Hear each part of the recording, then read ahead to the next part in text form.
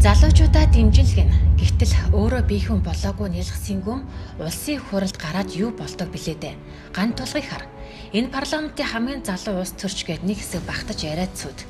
Гэтэл доотхоо захирч чадахгүй залуучууд бандажны асуудалд орж дөнгөж улс төрд орбогцоо хүчингийн хэрэгт холбогдоод баяртай болов.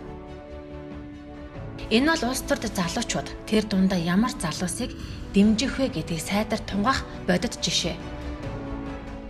2020 оны сонгуульд мөнгөтэй эрхмүүдийн хүүхдүүд нэр дэвшиж байна. Тэр дундаа хамгийн залуу нэр дэвшигч Архангад зохилж орно. Ардчилсан намаас нэр дэвшигч Мөнх Тулга. Хөгчөн группийн үүсгэн байгуулагч Пүрэв Баатрин ууган хүү Мөнх Тулга ардчилсан намын тэнцэн 100 сая төгрөгийг хамгийн ихэнд шахуу төлсөн гэдэг. Ингээд сонгуулийн нэр дэвшиг эрх авлаа. Харин тэрээр ган тулгыг залгамжлах уу гэдэг асуудал ч мөн яригдж шүүмжлэлт дагуулад эхэллээ. Учир нь түүний олон топ модельүүдийг аимшигээс сольдог хүүхэмсэг иргэдгийг папараццийн дурандаа болгожээ. Үүний талаар илүү их нуршаад яах вэ? Түүний хувьд томоохон бизнесменийн хүү гэдгээр үеийнхнээсээ хөрөнгөөр илүүрхэж хүүхнүүдээр ёстой л гойдог хэмээн хүрээнийх нь ярих болсон.